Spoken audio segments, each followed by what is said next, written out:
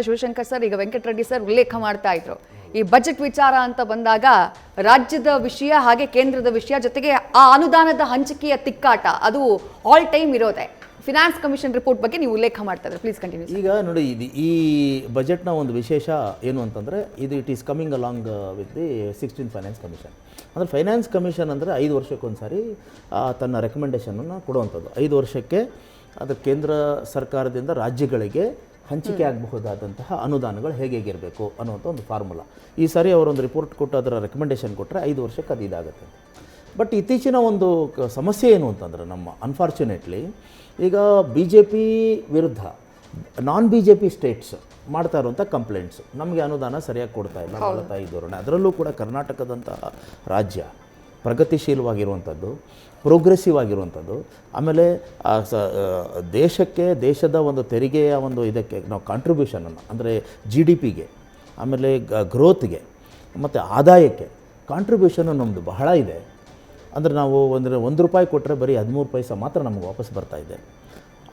Last time ಅಂದರೆ 15ನೇ finance commission ಭಾಳ ಅನ್ಯಾಯ ಆಯಿತು. ಏನಂತಂದರೆ ನಮ್ಮದು 4.7% ಇದ್ದಿದ್ದನ್ನು 3.6%ಗೆ ಕಡಿಮೆ ಮಾಡಿ, ಈಗ ನಾವು ಇದು ಜನಸಂಖ್ಯೆಯನ್ನು ಕಡಿಮೆ ಮಾಡಬೇಕು, ಜನಸಂಖ್ಯಾ ಸ್ಫೋಟಕ್ಕೆ ಕಡಿತ ಹಾಕಬೇಕು, ಅಂದರೆ ಒಂದು ಇದನ್ನು ಕಡಿವಾಣ ಹಾಕಬೇಕು, ದೇಶಕ್ಕೆ ಉಪಕಾರ ಮಾಡ್ತೀವಿ, ಆಮೇಲೆ ನಾವು ಹೆಚ್ಚು ತೆರಿಗೆಯನ್ನು ಕಲೆಕ್ಟ್ ಮಾಡಿ ನಾವು ಕೊಡ್ತೀವಿ ಅಂತಂದರೆ ನಮಗೆ ಪನಿಷ್ಮೆಂಟ್ ಆಗ್ತಾಯಿದೆ ಅನ್ನುವಂಥದ್ದು ನಮ್ಮ ಕರ್ನಾಟಕ ರಾಜ್ಯದ ಒಂದು ದೂರು. ಅದು ಸುಮಾರು 80,000 ಕೋಟಿ ನಮಗೆ 15th ಫೈನಾನ್ಸ್ ಕಮಿಷನ್ನ ಒಂದು ರೆಕಮೆಂಡೇಷನ್ ಇದೆ. ಫಾರ್ಮುಲಾ ಏನಂದರೆ ಇನ್ಕಮ್ ಡಿಸ್ಟೆನ್ಸು, ಆಮೇಲೆ ಪರ್ ಕ್ಯಾಪಿಟಲ್ ಇನ್ಕಮ್ ನಮ್ಮದು ಜಾಸ್ತಿ ಇರೋದು, ಆ ಫಾರೆಸ್ಟ್ ಕವರು, ಇದೆಲ್ಲ ಕ್ರೈಟೀರಿಯನಿಂದ ನಮ್ಗೆ ಅನ್ಯಾಯ ಆಯಿತು ಅಂತ.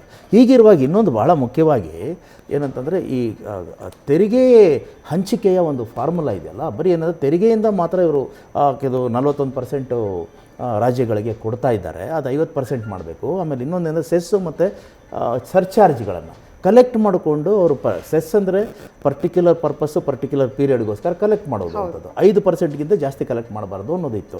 15-20% ಎಲ್ಲ ಮಾಡಿಕೊಂಡು ನೀವೇ ತಗೊಳ್ತಾ ಇದ್ದೀರಾ, ರಾಜ್ಯಗಳಿಗೆ ಕೊಡ್ತಾ ಇಲ್ಲ. ಆ ಸೆಸ್ಸನ್ನು ಏನಂತಂದರೆ ಇದು ಮರ್ಜ್ ಮಾಡಿ ಸೆಸ್ಸಲ್ಲೂ ಕೂಡ ನಮಗೆ ಪಾಲು ಕೊಡಿ ಅಂತ ಕೇಳ್ತಾ ಇರುವಂಥದ್ದು. ಇದು ಇಂಥ ಪ್ರಶ್ನೆಗಳಿಗೆ, ಇಂಥ ಬೇಡಿಕೆಗಳಿಗೆ ಈ 16th ಫೈನಾನ್ಸ್ ಕಮಿಷನ್ನು ಏನು ಉತ್ತರ ಕೊಡ್ತಾ ಇದೆ ಅನ್ನೋದು ಒಂದು ಕುತೂಹಲ ಇದೆ. ಅದು ಬಹಳ ಮುಖ್ಯ ಕೂಡ, ಬಹಳ ಮಹತ್ವ ಕೂಡ. ಯಾಕೆಂತಂದರೆ ಈ ಫಾರ್ಮುಲಾ ಮೇಲೇ ಈಗ ಕೇಂದ್ರದಿಂದ ಅನುದಾನದ ಹಂಚಿಕೆ, ಅದರಲ್ಲಿ 2 ಥರ, ಒಂದು ವರ್ಟಿಕಲ್ಲು ಡೆವಲ್ಯೂಷನ್ ಮತ್ತು ಹಾರಿಜಾಂಟಲ್ ಡೆವಲ್ಯೂಷನ್ ಅಂತ. ಒಂದು ವರ್ಟಿಕಲ್ ಅಂದರೆ ತೆರಿಗೆಯಿಂದ ಬರುವಂಥದ್ದು, ಹಾರಿಜಾಂಟಲ್ ಅಂದರೆ ಸೆಂಟ್ರಲಿ ಸ್ಪಾನ್ಸರ್ಡ್ ಸ್ಕೀಮ್ಸ್ಗೆ ಅನುದಾನ ಕೊಡುವಂಥದ್ದು. ಸೊ ಈ ಕುತೂಹಲ ಇರುವಂಥ ಒಂದು ಸಂದರ್ಭದಲ್ಲಿ, ಈ ನಿರೀಕ್ಷೆ ಇರುವಂಥ ಸಂದರ್ಭದಲ್ಲಿ ಏನು ನಾವು ಇದನ್ನಂದರೆ ಈಗ ನಿರ್ಮಲಾ ಸೀತಾರಾಮನ್ ಅವರು ತೋರಿಸ್ಬೇಕಾಗಿರೋದಂದ್ರೆ ಅವರು ಕರ್ನಾಟಕದಿಂದನೇ ಆರಿಸಿ ಹೋಗಿರುವಂಥವ್ರು, ರಾಜ್ಯಸಭಾ ಮೆಂಬರ್ ಆಗಿರುವಂಥವರು, ಅವರು ಏನು ಮಾಡ್ತಾರೆ ಅನ್ನುವಂಥ ಒಂದು ಕುತೂಹಲ ಇದೆ. ಅದಕ್ಕೆ ಇವಾಗ ನಮ್ಮ ಕೃಷ್ಣರಾಜ್ ಅವರು ತಾವೇನು ಹೇಳ್ತೀರಿ? ಇದು ಬಜೆಟ್ಟಿನಿಂದ ನಿರೀಕ್ಷೆ ಮಾಡುವಂಥದ್ದು ಸಾಮಾನ್ಯವಾಗಿ 2 ವಿಚಾರಗಳ ಬಗ್ಗೆ ನಾನು ಹೇಳಲಿಕ್ಕೆ ಇಷ್ಟಪಡ್ತೀನಿ.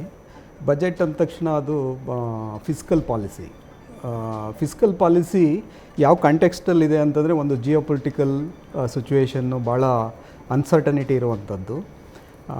ಮತ್ತು 2ನೇದು ಒಂದು ಎಕನಾಮಿಕ್ ಜಿಯೋಗ್ರಫಿ ಅಂತ ಏನು ಹೇಳ್ತೀವಿ, ಈ ಎಕನಾಮಿಕ್ ಜಾಗ್ರಫಿನಲ್ಲಿ ವರ್ಲ್ಡ್ ಅನ್ಸರ್ಟನಿಟೀಸು ತುಂಬ ಜಾಸ್ತಿ ಆಗ್ತಾಯಿದೆ. ಅದು ಭಾರತಕ್ಕೆ ತೊಂದರೆ ಆಗ್ತಿರೋದ್ರಿಂದ ಭಾರತ ಸೆಲ್ಫ್ ಸಫಿಷಿಯನ್ಸಿಯನ್ನು ಅಚೀವ್ ಮಾಡಲಿಕ್ಕೆ ಈ ಬಜೆಟಲ್ಲಿ ಸಾಕಷ್ಟು ಎಕ್ಸ್ಪೆಕ್ಟೇಷನ್ಸ್ನ ಮಾಡ್ಬೋದು. ಹೇಗೆ ಸೆಲ್ಫ್ ಸಫಿಷಿಯನ್ಸನ್ನು ಎಕ್ಸ್ಪೆಕ್ಟ್ ಮಾಡ್ಬೋದು ಅಂತಂದರೆ, ಒಂದು ಎನರ್ಜಿ ಮೇಲೆ ನಾವು ಎಕ್ಸ್ಟರ್ನಲ್ ಮೇಲೆ ಸಾಕಷ್ಟು ಡಿಪೆಂಡೆನ್ಸ್ ಆಗಿರೋದ್ರಿಂದ ನಮ್ಮ ರಿಸೋರ್ಸಸ್ ಎಲ್ಲ ಡ್ರೈನ್ ಔಟ್ ಆಗ್ತಾಯಿದೆ. ಮತ್ತು technology acts as a source of new growth ಅಥವಾ ಪ್ರೊಡಕ್ಟಿವಿಟಿನ ಇನ್ಕ್ರೀಸ್ ಮಾಡಲಿಕ್ಕೆ ಉದ್ಯಮಗಳಿಗೆ ಹೆಲ್ಪ್ ಆಗುತ್ತೆ. ಅದರಲ್ಲೂ ಆರ್ಟಿಫಿಷಿಯಲ್ ಇಂಟೆಲಿಜೆನ್ಸು ಈ ರೀತಿ ಅದರಲ್ಲಿ ಅದು ಬ್ಯಾಲೆನ್ಸ್ ಮಾಡಬೇಕಾಗುತ್ತೆ. ಒಂದು ಕಡೆ ಟೆಕ್ನಾಲಜಿಯನ್ನು ಎಂಕರೇಜ್ ಮಾಡಿದ ತಕ್ಷಣ ಅನ್ಎಂಪ್ಲಾಯ್ಮೆಂಟ್ ಸಂಖ್ಯೆ ಜಾಸ್ತಿ ಆಗುತ್ತೆ, ಅದು ನೀವು ಹೇಳ್ದಂಗೆ ಇಂಟರ್ನಲ್ ಕನ್ಸಂಪ್ಷನ್ಗೆ ತೊಂದರೆ ಆಗುತ್ತೆ. ಜಾಬ್ ಅದೇ ಈಗ ಈ ಡೊಮೆಸ್ಟಿಕ್ ಕನ್ಸಂಪ್ಷನ್ನ ಹೆಚ್ಚು ಮಾಡೋಂಥದ್ದು. ಇವಾಗ ನಾವು ಏನಂತಂದರೆ, ಈಗ ಅಮೇರಿಕಾ ಇರ್ಬೋದು, ಅಮೇರಿಕಾದಂಥ ದೇಶ ನಮಗೆ ಬೆದರಿಕೆ ಆಗ್ತಾ ಇರುವಂಥ ಸಂದರ್ಭದಲ್ಲಿ ಇರುವಂಥ ಒಂದು ಉಪಾಯ ಏನು ಅಂತಂದರೆ, ನಾವು ಇಂಟರ್ನಲ್ ಕನ್ಸಂಪ್ಷನ್ ಹೆಚ್ಚು ಮಾಡ್ಕೊಂಡು ನಮ್ಮ ಮಾರ್ಕೆಟನ್ನು ಹೆಚ್ಚು ಮಾಡುವಂಥ ಒಂದು ಅವಕಾಶ. ಇದ್ರ ಬಗ್ಗೆ ಯಾವ ರೀತಿ ಧೋರಣೆ ಅಂದರೆ, ಫಾರ್ ಎಕ್ಸಾಂಪಲ್ ಇವಾಗ GST rate rationalisation one of the steps. ಈ ಥರ ಯಾವ ರೀತಿಯಲ್ಲಿ ಹೆಜ್ಜೆಗಳನ್ನು ತಗೋಬೋದು ಅಂತೀರಾ?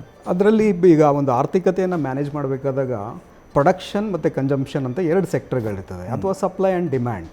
ನಾವು ಸಿಂಪಲ್ಲಾಗಿ ಹೇಳಬೇಕು ಅಂತಂದರೆ, ಈ ಒಂದು ಪ್ರೊಡಕ್ಷನ್ ಸೆಕ್ಟರ್ ಅಂತಂದರೆ ಇನ್ಫ್ರಾಸ್ಟ್ರಕ್ಚರು ಮತ್ತು ಇದಕ್ಕೆ ಉತ್ತೇಜನ ಜಾಸ್ತಿ ಕೊಟ್ಟಾಗ ಈ ಕನ್ಸಂಪ್ಷನ್ನು ಅದಾದ ಪಾಡಿಗೆ ಪರ್ಕ್ಯುಲೇಷನ್ ಎಫೆಕ್ಟಿಂದ ಹೆಚ್ಚಾಗುತ್ತೆ ಅನ್ನೋದು ಒಂದು ನಂಬಿಕೆ. ಇನ್ನೊಂದು ನಂಬಿಕೆ ಏನು ಅಂತಂದರೆ, ಈ ಪರ್ಕ್ಯುಲೇಷನ್ ಜಾಸ್ತಿ ಆಗದೇ ಇರೋದ್ರಿಂದ ಇನ್ಕಮ್ ಮತ್ತು ವೆಲ್ತ್ ಇನ್ಇಕ್ವಾಲಿಟಿ ಹೆಚ್ಚಾಗ್ತಾ ಇದೆ. ಅದರಿಂದ ನಾವು ಯೂನಿವರ್ಸಲ್ ಬೇಸಿಕ್ ಇನ್ಕಮ್ ಅಥವಾ 5 ಗ್ಯಾರಂಟೀಸ್ ಅಂತ ಕಾರ್ಯಕ್ರಮಗಳನ್ನ ಜನರಿಗೆ ನೇರವಾಗಿ ಹಣವನ್ನು ತಲುಪಿಸೋದ್ರಿಂದ ಬೇಡಿಕೆ ಹೆಚ್ಚಾಗುತ್ತೆ, ಅದರಿಂದ ಆರ್ಥಿಕತೆ ಬೆಳೆಯುತ್ತೆ ಅನ್ನೋದು. ಸೊ ನಮ್ಮ ದೇಶದ ಒಂದು ಪರಿಸ್ಥಿತಿಯನ್ನು ಈಗ ಗಮನಿಸ್ತಾ ಇದ್ದರೆ, ಈಗ GDPನಲ್ಲಿ ನೀವು GDP ಫಾರ್ಮುಲಾ ನೋಡಿದ್ರೆ ಕನ್ಸಂಪ್ಷನ್ನು, ಇನ್ವೆಸ್ಟ್ಮೆಂಟು, ಗೌರ್ಮೆಂಟ್ ಎಕ್ಸ್ಪೆಂಡಿಚರು, ಎಕ್ಸ್ಪೋರ್ಟ್ ಮತ್ತು ಇಂಪೋರ್ಟ್, ಇದು GDPಯ ಒಂದು ಎಸ್ಟಿಮೇಷನ್ನು. ಅದರಲ್ಲಿ ಕನ್ಸಂಪ್ಷನ್ನೇ ಇಂಪಾರ್ಟೆಂಟ್ ಆಗುತ್ತೆ. ಸೊ ಇಲ್ಲಿ ಕನ್ಸಂಪ್ಷನ್ ಇಂಪಾರ್ಟೆಂಟ್ ಯಾಕಾಗುತ್ತೆ ಅಂತಂದರೆ, ನಮ್ಮದು ಡೊಮೆಸ್ಟಿಕ್ ಕನ್ಸಂಪ್ಷನ್ ಡ್ರಿವನ್ ಎಕಾನಮಿ. ಈಗ ಎಲ್ಲ ಕಡೆ ತೊಂದರೆ ಆಗ್ತಾ ಇದೆ. ಸೊ ಭಾರತದಲ್ಲಿ ಯಾಕೆ ಈ ತೆರಿಗೆ ದರಗಳನ್ನು ಇನ್ನೊಂದು ಸ್ವಲ್ಪ ಕಡಿಮೆ ಮಾಡಿದ್ರೆ, ಇನ್ಕಮ್ ಟ್ಯಾಕ್ಸ್ ಕಮ್ಮಿ ಮಾಡಿದ್ರೆ ಇದು ಈ ಥರದ ಕನ್ಸಂಪ್ಷನ್ ಹೆಚ್ಚಾಗ್ಬೋದು ಅಂತ. ಕೃಷ್ಣಮೂರ್ತಿ ಅವರೇ, ಈಗ ಈ ನಾವು ಇದು 16th ಫೈನಾನ್ಸ್ ಕಮಿಷನ್ ಬಗ್ಗೆ ಮಾತಾಡ್ತಾ ಇದ್ವಿ, ಕೇಂದ್ರ ಮತ್ತು ರಾಜ್ಯಗಳ ಒಂದು ಇದು ಸಂಬಂಧಗಳ ಬಗ್ಗೆ ಮಾತಾಡ್ತಾ ಇದ್ವಿ. ಇದರಲ್ಲಿ ಈ ಮೊನ್ನೆ ಫೈನಾನ್ಸ್ ಇದಂದರೆ ಎಕನಾಮಿಕ್ ಸರ್ವೆನಲ್ಲಿ ಒಂದು ಭಾಳ ಇಂಪಾರ್ಟೆಂಟ್ ಆದಂತಹ ಒಂದು ವಿಚಾರನ ಮೆನ್ಷನ್ ಮಾಡಿದ್ದಾರೆ. ಏನಂದರೆ ಅದು ಇಟ್ ಆಲ್ಸೋ ರಿಲೇಟೆಡ್ ಟು ಏನಂದರೆ ಸ್ಟೇಟ್ ಆ್ಯಂಡ್ ಸೆಂಟರ್ ರಿಲೇಷನ್ಶಿಪ್. ಏನಂತಂದರೆ, ಈಗ ಈ ಗ್ಯಾರಂಟಿ ಸ್ಕೀಮ್ಸ್ ಅಂತ ಹೇಳ್ತೀವಲ್ಲ, ಫ್ರೀ ಬೀಸ್ ಅಂತ ಅವ್ರು ಕರೆದಿದ್ದಾರೆ. ಈಗ ಕರ್ನಾಟಕದ ಸಂದರ್ಭದಲ್ಲಿ ಕರ್ನಾಟಕದ ಮಾಡೆಲ್ ಅಂತ ಕಾಂಗ್ರೆಸ್ನವರು ಅದನ್ನು ಹೇಳ್ಕೊಳ್ತಾರೆ. ಅದು ಕಾಂಗ್ರೆಸ್ಗೆ ಅದೊಂದು ಟ್ರಂಪ್ ಕಾರ್ಡ್. ಅದು ಗೃಹಲಕ್ಷ್ಮಿ ಇರ್ಬೋದು, ಗೃಹ ಜ್ಯೋತಿ ಇರಬಹುದು, ಶಕ್ತಿ ಸ್ಕೀಮು ಮತ್ತು ಇನ್ನೊಂದು ಅನ್ನಭಾಗ್ಯ ಇದೆಲ್ಲ. ಅದಕ್ಕೆ ಏನು ಹೇಳ್ತಾರೆ ಅಂತಂದರೆ, ಇಲ್ಲಿ ನೀವು ಅನ್ಕಂಡೀಷ್ನಲ್ ಆದಂಥ ಕ್ಯಾಶ್ ಟ್ರಾನ್ಸ್ಫರ್, ನೀವು 2,000 ರೂಪಾಯಿ ನೀವು ಎಲ್ಲ ಅಂದರೆ ಇದು ಹೌಸ್ ಹೋಲ್ಡ್ ಮಹಿಳೆಯರು ಅಂದರೆ ಇದು ಒಂದು ಮನೆಯ ಒಡತಿಗೆ ನೀವು 2,000 ರೂಪಾಯಿ ಕೊಡ್ತೀರಾ, ಅದು ಒಳ್ಳೆಯದದು. ಆದರೆ ಯಾರಿಗೆ ಅಂದರೆ ಅದರ ಐಡಿಯಾ ಏನು ಅಂತಂದರೆ, ಯೂನಿವರ್ಸಲ್ ಇನ್ಕಮ್ ಏನು ಇದು ಅಂತಂದರೆ ಬೇಸಿಕ್ ಇನ್ಕಮ್ ಅಂತ ಒಂದು ಸ್ಕೀಮ್, ಅದು ಎಕನಾಮಿಕ್ ಟರ್ಮು. ಆದರೆ ಅದನ್ನು ನೀವು ಯಾರಿಗೆ ಕೊಡ್ತೀರಾ, ಬೆನಿಫಿಷಿಯರಿನ ಹೇಗೆ ನೀವು ಐಡೆಂಟಿಫೈ ಮಾಡ್ತೀರಾ? ಈಗ ಬಡವರಿಗೆ ಕೊಟ್ಟರೆ ಅವ್ರಿಗೆ ಸ್ವಲ್ಪ ಹೆಲ್ಪ್ ಆಗುತ್ತೆ. ಈಗ ಶ್ರೀಮಂತರು ಬಡವರು ಎಲ್ಲರೂ ಅದನ್ನು ತೊಗೊಂಡ್ಬಿಟ್ರೆ ಅದರ ಪರಿಣಾಮ ಏನಂತಂದರೆ ಖಜಾನೆ ಮೇಲೆ ಆಗುತ್ತೆ. ಅಂದರೆ ಸರ್ಕಾರಕ್ಕೆ, ಸರ್ಕಾರದ ಬೊಕ್ಕಸದಲ್ಲಿ ಹಣ ಕಡಿಮೆ ಆಗುತ್ತೆ, ಅಭಿವೃದ್ಧಿಗೆ ತೊಂದರೆ ಆಗುತ್ತೆ. ಈ ಥರದ ಒಂದು ಆತಂಕವನ್ನು ಎಕನಾಮಿಕ್ ಸರ್ವೆ, ಆರ್ಥಿಕ ಸಮೀಕ್ಷೆ ತೋರಿಸಿದೆ, ಅಂದರೆ ಎತ್ತಿ ತೋರಿಸ್ತಾ ಇದೆ. ಅದರ ಬಗ್ಗೆ ತಾವೇನು ಹೇಳ್ತೀರಾ? ಅಂದರೆ ಈ ಆತಂಕ ನಿಜ ಅಲ್ವೇ? ಖಂಡಿತ ನಿಜ. ಯಾಕೆ ಅಂತಂದರೆ, ಈಗ ಏನಾಗಿದೆ ಅಂದರೆ, ನಾನ್ ಟ್ಯಾಕ್ಸ್ ಫೈಲರ್ಸ್ಗೆಲ್ಲ ಗೃಹಲಕ್ಷ್ಮಿ ಅಮೌಂಟು ಕೊಡ್ತಾ ಇದ್ದಾರೆ. ಹಾಗೂ ಶಕ್ತಿ ಯೋಜನೆ ಟ್ಯಾಕ್ಸ್ ಪೇಯರ್ಸ್ಗೂ ಅಳವಡಿಸ್ಕೊಂಡಿದ್ದಾರೆ. ಅದನ್ನು ನಿಲ್ಲಿಸಬೇಕು. ಯಾರು ಆರ್ಥಿಕವಾಗಿ ದುರ್ಬಲರಾಗಿರ್ತಾರೆ ಅವರು ಮಾತ್ರ ಕೊಟ್ಟರೆ ಬೆಳವಣಿಗೆಗೆ ಒಳ್ಳೆಯದಾಗುತ್ತೆ ಅಂತ ನಮ್ಮ ಭಾವನೆ. ಈಗೇನಾಗಿದೆ, ಆರ್ಥಿಕವಾಗಿ ಸಬಲರಿರೋರು ಬಸ್ನಲ್ಲಿ ಓಡಾಡ್ತಾ ಇದ್ದಾರೆ, ಸುತ್ತಾಡ್ತಾ ಇದ್ದಾರೆ. ಅದು ನಮ್ಮ ಫಿಸ್ಕಲ್ ಮೆಷರ್ಸ್ಗೆ ಸ್ವಲ್ಪ ಒತ್ತಡ ಆಗ್ತಾ ಇದೆ. ರಾಜಕೀಯವಾಗಿ ಅತ್ಯಂತ ಸೆನ್ಸಿಟಿವ್ ಆದಂಥ ವಿಚಾರ ವಿದ್ಯಾ ಅವರೇ. ಈಗ ಇದನ್ನು ಇದು ಎಲ್ರಿಗೂ ಗೊತ್ತು, ಕಾಂಗ್ರೆಸ್ಗೂ ಗೊತ್ತು, BJPಗೂ ಗೊತ್ತು. ಏನಂತಾರೆ, BJPನವ್ರು ಏನು ಹೇಳ್ತಾರೆ, ಇದು ನೋಡಿ universal income basic income scheme ಅಂತ ಮಾಡಿ ನೀವು ಈ ಥರದ್ದು ಕ್ಯಾಶ್ ಟ್ರಾನ್ಸ್ಫರ್ ಮಾಡಿದ್ರೆ ಇದು ಆರ್ಥಿಕತೆ ಮೇಲೆ ತೊಂದರೆ ಆಗುತ್ತೆ. ಬಟ್ ಅವ್ರೇನು ಮಾಡ್ತಾರೆ, ಅವ್ರು ಎಲೆಕ್ಷನ್ ಬಂದಾಗ ಅವರು ಲಾಡ್ಲಿ ಬೆಹನ ಈ ಥರದನ್ನ ಅವರು ಮಾಡ್ತಾರೆ ಬೇರೆ ರಾಜ್ಯಗಳಲ್ಲಿ. ಸೊ ಹಾಗಾಗಿ ಇದು ಇಲ್ಲಿ ಆರ್ಥಿಕ ಸಮೀಕ್ಷೆ ಏನು ಹೇಳುತ್ತೆ ಅಂದರೆ, it should not be election model, it should not be election winner measures. ಎಲೆಕ್ಷನನ್ನು ನೀವು ಎಲೆಕ್ಷನನ್ನು ಗೆಲ್ಲಬೇಕು ಅನ್ನುವಂಥ ಒಂದು ಗುರಿ ಇಟ್ಕೊಂಡು ಇದನ್ನು ಮಾಡುವಂಥದ್ದಲ್ಲ. ಆರ್ಥಿಕ ಒಂದು ಪ್ರಗತಿಗೋಸ್ಕರ ಅಂದರೆ ಈಗ ಬಡವರನ್ನು ಬಡತನ ನಿರ್ಮೂಲನೆ ಮಾಡಿ ಬಡವರ ಕೈನಲ್ಲಿ ಒಂದಷ್ಟು ಹಣ ಸಿಗೋ ಹಾಗೆ ಮಾಡಿದ್ರೆ ಅದೇನಾಗುತ್ತೆ, ಅವರು ಆರ್ಥಿಕವಾಗಿ ಸದೃಢರಾಗ್ತಾರೆ, ಸಬಲೀಕರಣ ಆಗುತ್ತೆ, ಆರ್ಥಿಕತೆಗೆ ಒಂದು ಉಪಕಾರ ಆಗುತ್ತೆ ಅಂತ. ಅದು ಬಿಟ್ಟು ನೀವು ಬರೀ ರಾಜಕೀಯ ಮಾಡೋದಾದರೆ ಈ ಥರ ಆಗುತ್ತೆ. ಏನು ಹೇಳ್ತೀರಾ ನೀವು? ಹೌದು, ಅದು ನೀವು ಹೇಳಿದಾಗೆ ಎಲೆಕ್ಷನ್ ಟೈಮಲ್ಲಿ ಮಾತ್ರ ಈ ಒಂದು ಕಾರ್ಯಕ್ರಮಗಳನ್ನು ಮಾಡಿದಾಗ ಅದು ಪೊಲಿಟಿಕಲ್ ಎಕಾನಮಿ ಅಂತಲೇ ಹೇಳ್ಬೋದು. ಹೌದು. ಮತ್ತು ಬೇರೆ ಟೈಮಲ್ಲಿ ಈಗ ಬಜೆಟಲ್ಲಿ ಮಾಡಿದಾಗ ಅದು ಆರ್ಥಿಕತೆಯನ್ನು ಹೆಚ್ಚು ಮಾಡುವಂಥದ್ದು ಅಥವಾ ಜನರ ಜೀವನ ಮಟ್ಟವನ್ನು ಹೆಚ್ಚು ಮಾಡಲಿಕ್ಕೆ ಬಳಸುವಂಥ ಕಾರ್ಯಕ್ರಮಗಳು ಆಗಿರ್ಬೋದು. ನೀವು ಹೇಳಿದ್ರಿ ಈಗ BJP ಸ್ಟೇಟ್ ವರ್ಸಸ್ ನಾನ್ BJP ಸ್ಟೇಟ್ಸ್ ಅಂತ. ಅನ್ಫಾರ್ಚುನೇಟ್ಲಿ ಸದರ್ನ್ ಸ್ಟೇಟ್ಸಲ್ಲಿ ಏನಾಗಿದೆ, ನಾನ್ BJP ಗೌರ್ಮೆಂಟ್ಸೇ ಜಾಸ್ತಿ ಇರೋದು. ಆಗಿದ ತಕ್ಷಣ ಈ ಸ್ಟೇಟ್ಸ್ಗಳ ಕಾಂಟ್ರಿಬ್ಯೂಷನ್ನು GSTಗೆ ಕಡಿಮೆ ಇದೆ ಅಂತ ಅಲ್ಲ ಅರ್ಥ. ಅವ್ರು ಕೇಳ್ತಿರೋದಲ್ಲಿ ಒಂದು ನ್ಯಾಯಯುತವಾಗಿದೆ. ಎರಡನೇದು ಏನು ಅಂತಂದರೆ ಈ ಫಾರ್ಮುಲಾ ಏನಿದೆ, ಈ ಒಂದು ಟ್ಯಾಕ್ಸ್ ಡಿವಲ್ಯೂಷನ್ ಫಾರ್ಮುಲಾ ಏನಿದೆ, ಇದರಲ್ಲಿ 16th ಫೈನಾನ್ಸ್ ಕಮಿಷನ್ ರಿಪೋರ್ಟನ್ನು ಈಗ ಟೇಬಲ್ ಮಾಡ್ತಾ ಇದ್ದಾರೆ. ಅದರಲ್ಲಿ ಭಾಳಷ್ಟು ನಿರೀಕ್ಷೆ ಏನಿರೋದು ಅಂತಂದರೆ ಸದರ್ನ್ ಸ್ಟೇಟ್ಸ್ಗಳಿಗೆ ಅವರ ಒಂದು ಟ್ಯಾಕ್ಸನ್ನು ಏನು GST ಮೂಲಕ ಕಲೆಕ್ಟ್ ಮಾಡಿ ಕೇಂದ್ರ ಸರ್ಕಾರಕ್ಕೆ ಕೊಡ್ತಾ ಇದ್ದಾರೆ, ಅದರಲ್ಲಿ ತಮ್ಮ ನ್ಯಾಯಬದ್ಧವಾದಂತಹ ಟ್ಯಾಕ್ಸು ಏನು ವಾಪಸ್ ಬರಬೇಕು ಅದನ್ನು 4.71 ರಿಟೈನ್ ಮಾಡಬೇಕು, ಈಗಿರುವಂಥ ರೇಟಿಂದ ಜಾಸ್ತಿ ಮಾಡಬೇಕು ಅನ್ನೋದು ಒಂದು ಆಗ್ರಹ. ಅದರಲ್ಲೂ ಪ್ರಮುಖವಾಗಿ ನಾನು ಗಮನಿಸಿರುವಂಥದ್ದು ಈ ಒಂದು ಫಾರ್ಮುಲಾ ಏನಿದೆ, ನೀವು ಫಾರ್ಮುಲಾ ಬಗ್ಗೆ ಜಸ್ಟ್ ಡಿಸ್ಕಸ್ ಮಾಡಿದ್ರಿ. ಅದರಲ್ಲಿ 6 ಫಾರ್ಮುಲಾ ಅಥವಾ ಇಂಡಿಕೇಟರ್ಸ್ನ ಉಪಯೋಗಿಸ್ಕೊಳ್ತಾ ಇದ್ದಾರೆ. ಒಂದು ಇನ್ಕಮ್ ಡಿಸ್ಟೆನ್ಸ್.